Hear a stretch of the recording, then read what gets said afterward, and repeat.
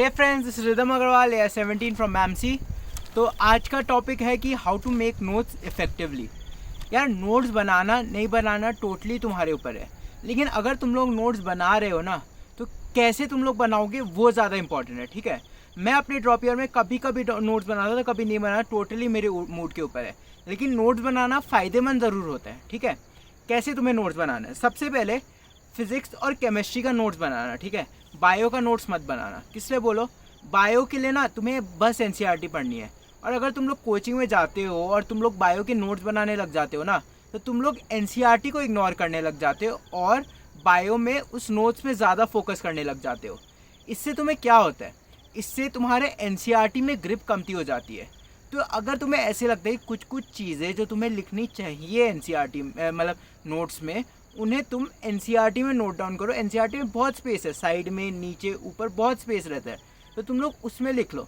तो क्या होता है, जब भी तुम किसी चैप्टर को पढ़ो तो एटलीस्ट तुम्हारा एनसीईआरटी का रिवीजन तो हो। और नीट के लिए एनसीईआरटी तुम्हें अभी तक समझ में आई गई होगी 2020 का पेपर देख के, बस 2 क्वेश्चन एनसीईआरटी से बाहर था। तो मतलब अगर तुम लोग एनसीईआरटी को भी परफेक्ट कर जाओ तो तुम्हारे 350 मार्क्स पक्के थे। सोचो 2019 में 345 मार्क्स पक्के थे। तो तुम सोच रहे हो एनटीए हर बार एनसीईआरटी पे वेटेज बढ़ाए जा रहे हैं। ठीक है, अब दूसरी बात, बहुत सारी लड़कियों को आदत है और कुछ कुछ नर्डी लड़कों को भी आदत है कि तुम लोग कलर्ड पेन्स यूज़ करो। यार, नोट्स को ना सुंदर बनाने के लिए तुम लोग नहीं बना रहे हो कि तुम्हें दिखाए, तुम दूसरों को दिखाए कि तुम्हारा नोट्स इतना अच्छा है।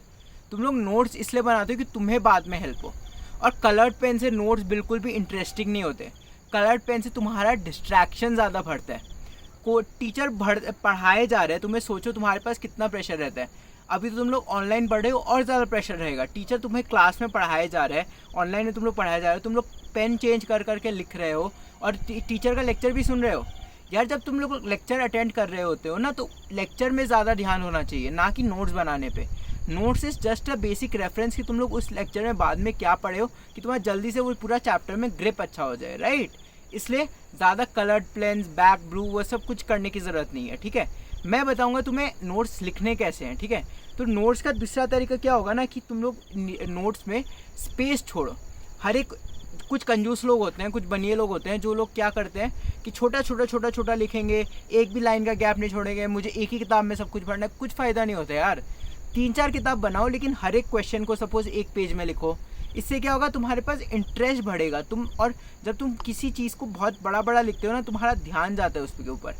तो नोट्स को जब भी तुम लोग बनाओगे तो नोट्स में तुम लोग स्पेशियस नोट्स बनाओ, बड़ा लिखो, हर एक पॉइंट के बीच में एक लाइन का गैप छोड़ो। इससे बहुत ज़्यादा फ़ायदा होगा, ट्रस्ट मी। ठीक है, टीचर जो बोले ना, चाहे वो तुम्हें नोट्स में लिखने बोले नहीं बोले, उसको लिख लो। अगर तुम्हें इंपॉर्टेंट लगे उसको साइड में ऊपर में एक स्टार मार्क करके लिखो। और टीचर जो जो इंपॉर्टेंट चीज़ें बोले ना, उसको एस्ट्रिक्स, हैशटैग या फिर एक बॉक्स बना लो, अंडरलाइन कर लो उसको उसी पेन से। लेकिन जो चीज़ें टीचर बोलता है ना इंपॉर्टेंट है, उसको ज़रूर बनाओ, उसको ज़रूर यूज़ करो। ठीक है, अब मैंने बता दिया। अब एक और क्या, जब बायो के लिए तुम लोग, मैंने बोला ना तुम लोग एनसीईआरटी में लिखो। एनसीईआरटी में तुम लोग क्या लिखोगे यार? टीचर तो बहुत ज़्यादा बढ़ा देते हैं बायो में। तुम लोग एनसीईआरटी में सब कुछ तो लिख नहीं पाओगे, तो तुम लोग क्या लिखोगे एनसीईआरटी में? एनसीईआरटी में जो तुम लोग मॉक टेस्ट देते हो ना कोचिंग का, पहले तो जब तुम्हारा क्लास में पढ़ाया जाता है, कुछ कुछ बच्चे तो होते ही हैं नोट्स बनाने वाले, उनके नोट्स को जेरोक्स कर लो। जेरोक्स में ज़्यादा पैसे लगते हैं नहीं, हर एक चैप्टर को तुम लोग जेरोक्स कर लो। वो जेरोक्स तुम्हारे पास कॉपी है, राइट? अब तुम लोग को जब पढ़ना होता है, कभी कभी उस जेरोक्स से पढ़ना, ज़्यादा मत पढ़ना।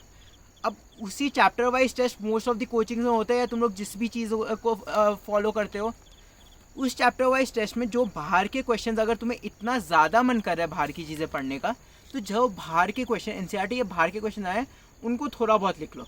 लेकिन अगर बहुत ज़्यादा एनसीईआरटी से बाहर के क्वेश्चन आए ना, तो आई एम सॉरी टू से तुम लोग रॉन्ग कोचिंग में ही पढ़ रहे हो। अगर तुम्हारे 360 मार्क्स का बायोलॉजी आता है और तुम्हारे में तो 330 मार्क्स का एनसीईआरटी से नहीं आता होगा कोचिंग टेस्ट में, तो तुम लोग गलत कोचिंग में पढ़ रहे हो। ट्रस्ट मी गाइज, एनसीईआरटी अभी की है, एनटीए सब कुछ कर रहा है तुम्हें एनसीईआरटी से पढ़ाने के लिए, इसलिए बस तुम लोग अब एनसीईआरटी से पढ़ो।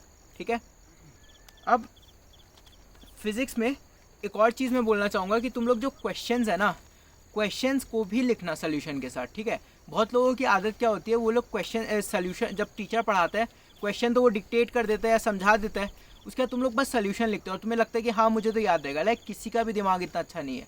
अगर तुम लोग क्लास 11 में हो तो तुम लोग 12 के स्टार्टिंग तक भी भूल जाओगे, तुम लोग 12 में हो तो तुम बोर्ड्स तक भूल जाओगे। इसलिए क्वेश्चन भी लिखो और आंसर भी लिखो। क्वेश्चन अच्छे से लिखो, आंसर को उससे भी अच्छे से एक्सप्लेन करते हुए लिखो, बस आंसर मत लिख देना उसका। और जब तुम लोग आंसर लिखते हो ना, देख लेना कि तुम लोग सही आंसर लिख रहे हो, बिकॉज तुम लोग ये जो नोट्स है ना टीचर के, तुम उसको नीट तक रिवाइज कर रहे होंगे, ठीक है। ऑल्सो बहुत लोगों को हेल्प मिलती है, मुझे हेल्प नहीं मिला, देखो मुझे हेल्प नहीं मिला बिकॉज मैं बहुत ज़्यादा कॉन्सेप्चुअल चल रहा था फिजिक्स में, लेकिन बहुत लोग हैं जो फिजिक्स में फॉर्मूले रट रट के आगे बढ़ रहे हैं। तो अगर तुम्हें फॉर्मूले के अकॉर्डिंग आगे बढ़ना है तो तुम लोग क्या करोगे, फिजिक्स में बस फॉर्मूला आज एक चैप्टर ख़त्म हुआ, उसके लिए एक सेपरेट नोटबुक बनाओ, उसका फॉर्मूला लिखते, नोटबुक से भी ज़्यादा एक बड़ा सा A4 साइज शीट का पेपर ले लो और उसमें छोटे छोटे फॉर्मूला लिख दो कि तुम्हारा पूरा एक चैप्टर का फॉर्मूला एक पेज में आ जाए, इतना अच्छे से लिख लो, ठीक है। चलो बेस्ट ऑफ लक गाइस, अच्छे से करना।